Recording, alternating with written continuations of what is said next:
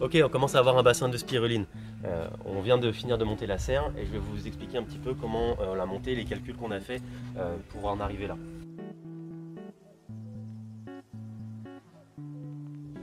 Bon, cette fois je suis de bonne humeur, je vais arrêter de froncer les sourcils. On est presque prêt. Alors l'étape 1, c'est le terrassement. Il faut obtenir un bassin plat. Pour ça, on va pas prendre notre petite pioche, on va faire venir quelqu'un avec une pelleteuse qui va vous mettre à plat toute votre surface. À plat, pas tiré au cordeau, on va pas s'embêter avec les détails parce que de toute façon, on va pouvoir corriger toutes les erreurs de niveau par la suite. Il va terrasser sur un peu plus que la surface de votre bassin, puisque vous avez besoin de pouvoir travailler aussi. Et on va installer un géotextile. Avant ça, vous allez enlever tous les gros cailloux. Juste les gros cailloux, pas les petits cailloux, les gros. On enlève les gros et on va poser ce géotextile qui est la première couche de protection avant de mettre la bâche. Géotextile 450 grammes par mètre carré, le plus le mieux parce que ça permet vraiment d'avoir quelque chose qui va protéger votre bâche. On ne veut pas de trou dans le bassin. Alors ce géotextile, on va l'installer avec des agrafes pour paillage. Ça s'achète par 100, je vous recommande vraiment d'en acheter plein parce que vous allez en mettre beaucoup. Ces agrafes, on les plante avec une masse, tout simplement, en tapant assez fort dans un premier temps pour aller traverser le géotextile et ensuite tout doucement pour éviter de la tordre sur le moindre caillou, ça se tord assez facilement. Vous voyez qu'on en a installé régulièrement, là, tous les 50 cm, on va dire. Il y en a là, il y en a là. Et on fait une petite superposition également entre les différentes couches de géotextile pour être sûr que on a bien recouvert toute la zone. L'autre chose qu'on fait juste après, c'est de marquer le bassin parce qu'on a quand même, c'est quelque chose d'assez précis cette serre. Il y a des arceaux qui font une certaine longueur, donc qui doivent être installés à une certaine distance du bassin. Donc on va marquer tout de suite le bassin de manière à pouvoir gérer la suite de la construction. Alors on marque le bassin avec une ficelle, on peut le faire avec n'importe quoi. L'idée, ce qui est très important, c'est d'avoir le géotextile. La fin du géotextile va être à une vingtaine de centimètres du bord du bassin. C'est cette fin du géotextile qui va délimiter l'endroit où on va installer le tuyau qui va servir pour venir planter nos fers à béton qui seront les arceaux de la serre. Okay, donc on marque son bassin de manière à avoir 15 cm entre le tuyau qu'on va prochainement installer et le bord du bassin. Maintenant, on va fixer le tuyau qui va être le support de nos arceaux. Ce tuyau, c'est un tuyau de 32 en polyéthylène, pression, bande bleue, PE bande bleue 32. Ce tuyau, on va l'installer à 15 à 20 cm de la ligne rose, la ligne de démarcation du bassin. Comment on va le fixer? Avec des fers à béton. On a des fers à béton en masse, donc on va les découper sur à peu près 1 mètre si je ne me trompe pas, et on va les cintrer. Vous trouvez n'importe quoi pour cintrer vos fers à béton et vous obtenez une grosse sardine. Le must, c'est si vous arrivez à découper vos fers à béton en pointe, parce que ça s'enfoncera mieux. Si vous arrivez à faire la pointe des deux côtés, c'est encore mieux. Et tout simplement, on va dérouler notre tuyau de 32 et l'aligner au fur et à mesure qu'on avance dans la construction. On continue de bosser sur l'infrastructure de la serre en plantant les piquets qui vont être le support pour les câbles, qui vont être le support pour la bâche et l'ombrage. Ces piquets, ce sont des piquets de base qu'on achète en jardinerie, qui faisaient 1,50 m qu'on a coupé en deux pour faire des économies, et on y a percé des trous de manière à pouvoir passer nos deux câbles. Les trous, ils sont à 5 cm d'écart l'un de l'autre.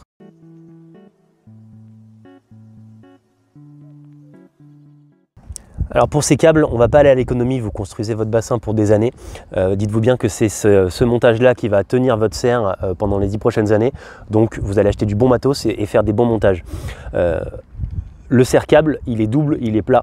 Tous ceux qu'on a essayé, les plus petits en simple ou d'autres modèles, écrasent le câble ou pètent, donc ça c'est bien. Ensuite on met une cosse parce que ça permet d'éviter d'abîmer le câble en acier. Okay. Et enfin on met un tendeur qui va nous permettre de tendre le câble. De l'autre côté, pour économiser pour le coup un petit peu, on a mis un mousqueton parce qu'on a besoin de le tendre que d'un seul côté au final.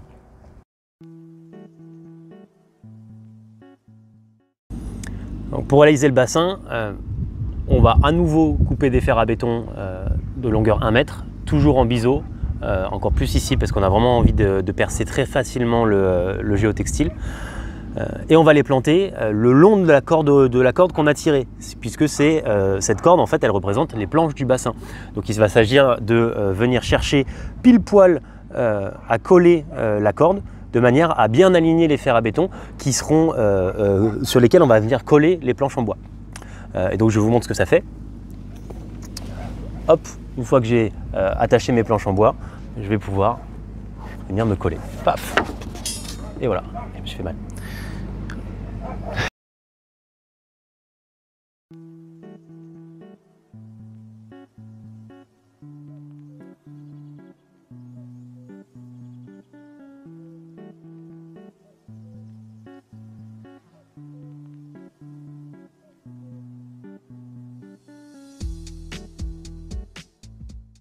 Alors maintenant que vous avez planté les fers à béton, vous allez pouvoir construire la structure bois.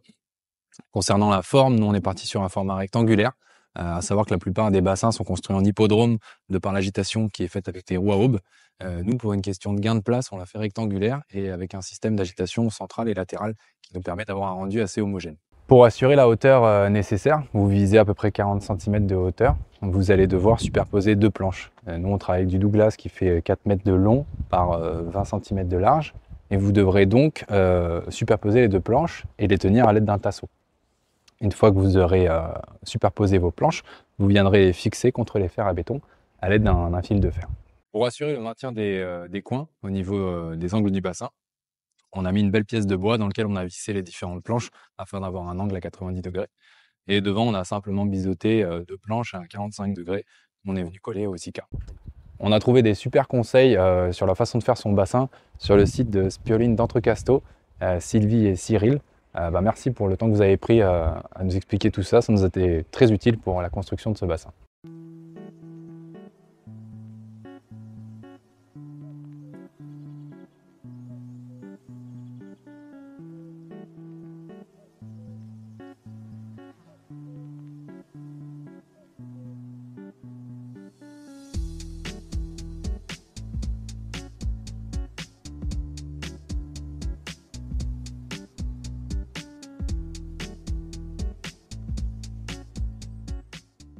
Au niveau des jonctions entre les planches, ici vous avez la fin de la première planche et le début de la deuxième. Pour éviter d'avoir des côtés abrasifs et saillants, on a rajouté du géotextile pour éviter d'abîmer la bâche. Sur la hauteur et également en dessous, comme vous allez avoir pas forcément un terrain le plus plat possible, vous rajoutez du géotextile pour éviter à la bâche de venir se prendre dessous. Ça vous garantit qu'elle ne sera pas abîmée. Ok, on commence à avoir un bassin de spiruline. On vient de finir de monter la serre et je vais vous expliquer un petit peu comment on l'a monté, les calculs qu'on a fait pour en arriver là. Ceci, c'est un arceau. En mathématiques, c'est un segment circulaire. Je vous parle de nous. On avait 4,50 m de largeur et ça nous a permis, avec cette largeur qui s'appelle une corde, de définir la longueur du fer à béton qu'il fallait découper pour pouvoir monter à 1,90 m. Donc en réalité, ce qui vous intéresse, c'est ce qui s'appelle la corde, la largeur de votre bassin et la hauteur que vous voulez obtenir. Vous allez sur le site Planète Calc et sur ce site-là, vous allez pouvoir calculer très facilement la longueur de votre arceau. Bon, on avait des arceaux de 7 mètres. On en a coupé un paquet, on les a mis dans nos tuyaux. Et comment on les a montés? On a donc percé des trous sur notre tuyau de 32 à une distance qu'on a calculée, très simple. Et cette distance, elle est toujours la même. Je perce un trou, là pour le coup c'est tous les mètres 60. Bon, ça veut dire que tous les mètres 60, je vais avoir un départ ou 2 départs de fer à béton. Ensuite, quand j'arrive ici, j'ai 2 départs tous les mètres 60 et chaque départ en réalité va se retrouver de l'autre côté et produire des croisements. Donc je fais croiser mes tuyaux, j'obtiens un croisement, on va dire plus ou moins à un tiers, un croisement au milieu et un autre croisement de l'autre côté. Et ben on lie tous ces croisements avec du fil de fer de 1 mm à peu près et ça nous permet de rigidifier la structure. Élément très important maintenant, et ça vous ne pouvez pas vous en passer parce qu'on a essayé de le faire sur notre première version de bassin et en fait on ne peut pas se passer, la serre s'est cassée la gueule. Il faut mettre un fer à béton droit à cet endroit-là, un tuyau qui fait tout le long, un autre en haut à la faîtière et un dernier ici. C'est ça qui permet de solidariser ces arceaux-là, de manière à ce qu'ils ne bougent plus dans ce sens-là, okay, ni dans ce sens-là d'ailleurs. Donc en fait, on va venir rigidifier notre structure comme ça et la rendre solidaire. Ça permet que, en réalité, vous voyez le mouvement, le vent, quand il va venir, il va simplement faire ce mouvement-là sur la serre. Elle est souple, mais elle tient.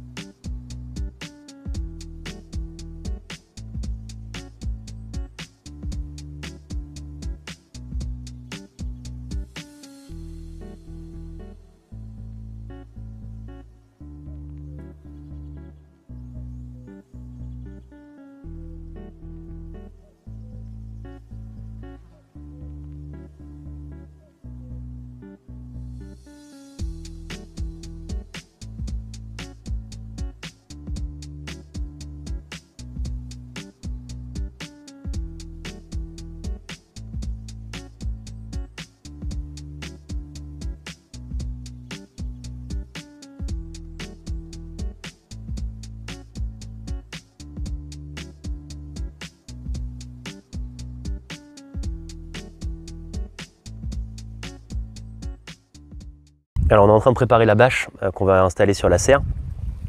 Un petit point sur les bâches, ces bâches elles viennent en largeur standard, donc vous ne pouvez pas vraiment choisir la largeur, vous choisissez celle qui est le plus proche de ce que vous voulez et vous serez obligé de recouper pour tomber pile poil au niveau de vos câbles quand vous allez la tendre sur la serre. Ce qui est cool, c'est par contre, il rajoute toujours une petite longueur, donc vous pouvez couper cette longueur qui est en trop et utiliser ça pour calibrer et vérifier que la largeur que vous avez prévue, elle marche bien et qu'elle va vraiment vous permettre de tendre bien la bâche vers les câbles que vous avez déjà installés. Ensuite, pour la fixer, on va poser des œillets. Donc c'est un petit peu chiant, un peu long, mais c'est vraiment très joli et très satisfaisant une fois que c'est fait et posé. Ces œillets, ils sont vraiment pas chers. On les achète chez Helio Presto, mais vous aurez tout ça dans le descriptif. Comment je pose mes œillets? Pour éviter d'avoir à mesurer à chaque fois, j'essaie de les mettre tous les plus ou moins 20 cm sur toute la longueur de la bâche. Pour éviter d'avoir à mesurer à chaque fois, je prends un gabarit, une planche de bois, n'importe quoi, qui me permet d'avoir toujours la même distance. Je marque mes points avec un marqueur ensuite je vais venir poser mon œillet, sauf que nous la première bâche qu'on a posée, on n'a pas renforcé avec du scotch et du coup régulièrement ça s'est déchiré par endroits quand on a tiré un peu trop fort. Du coup on met du scotch pour le renforcer. C'est pas n'importe quel scotch, c'est un scotch de réparation pour bâche. Pour l'esthétique, comme il est bleu, on le met nous de l'autre côté de la bâche, comme ça on le voit pas.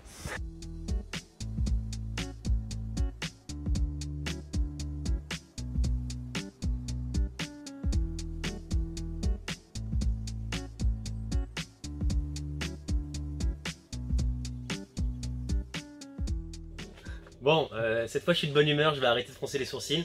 On est presque prêt. En fait, on est déjà prêt. Qu'est-ce qu'on a fait? On a posé la bâche. Deux conseils là-dessus parce qu'on n'est pas sûr de savoir faire bien. Premier conseil, c'est de prendre son temps. C'est de commencer par un côté et de tirer vers l'autre en se laissant de la marge de manœuvre, parce qu'à chaque fois qu'on va tirer vers l'autre côté, on va avoir tendance à enlever un petit peu du premier côté. Donc on va se laisser un peu de marge pour être sûr que à la fin, quand l'eau va arriver, elle va pousser la bâche contre la paroi et qu'il n'y aura pas de vide entre la paroi et la bâche, de sorte que ça ne va pas trop appuyer sur cette bâche.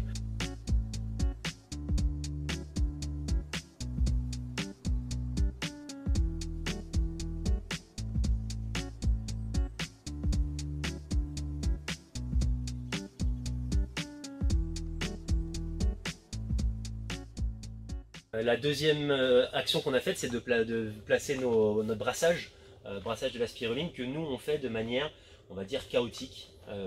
On n'aime pas trop la roue à houppe parce qu'on ne sait pas réparer un moteur de roue à houppe quand il casse. On aime beaucoup les petits brasseurs d'aquarium de la marque Tunes qui ne coûtent pas bien cher et qui peuvent fonctionner de deux manières. Une manière, c'est celle qu'on a mise dans les coins.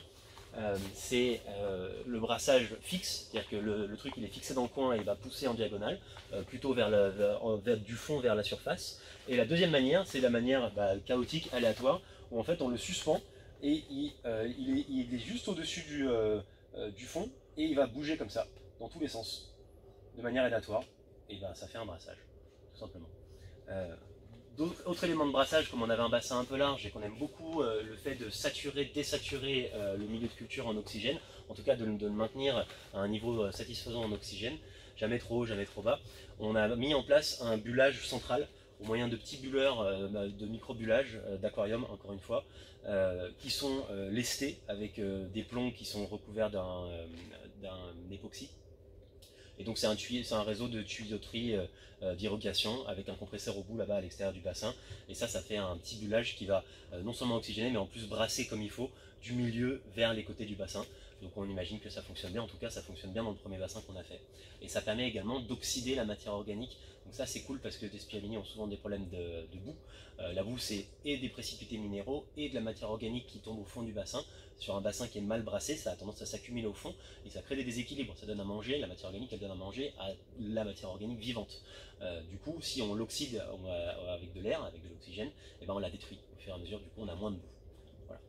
Alors pour l'apport en milieu de culture, en milieu nutritif, en nutriments de manière générale, nous on aime beaucoup le goutte à goutte. Ça nous permet de pouvoir gérer, doser et de répartir l'apport de nutriments sur toute la journée.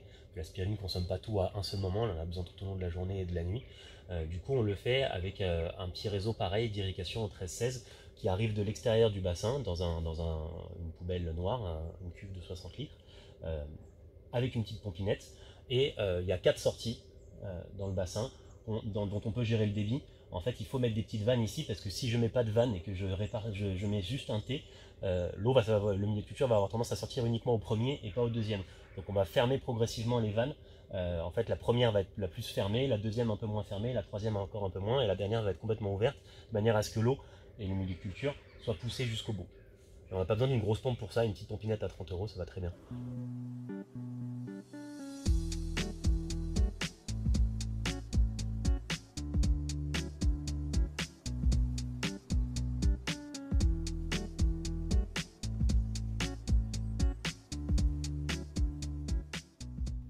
Alors sur l'ombrage, en fait c'est la même chose, à la différence qu'on a besoin de mettre moins d'œillets, on en a mis un tous les 30 cm sur l'ombrage, et on fait des superpositions. Là on a fait une superposition, on va dire de 2 œillets, donc de 30 cm. Ça permet d'être sûr que les ombrages se tiennent bien entre eux et qu'ils ne vont pas, avec le vent, ils vont avoir tendance à s'écarter un peu. Du coup ils s'écartent, mais c'est pas grave puisqu'ils sont superposés d'au moins 30 cm. Et puis après c'est le même job, on passe notre sando.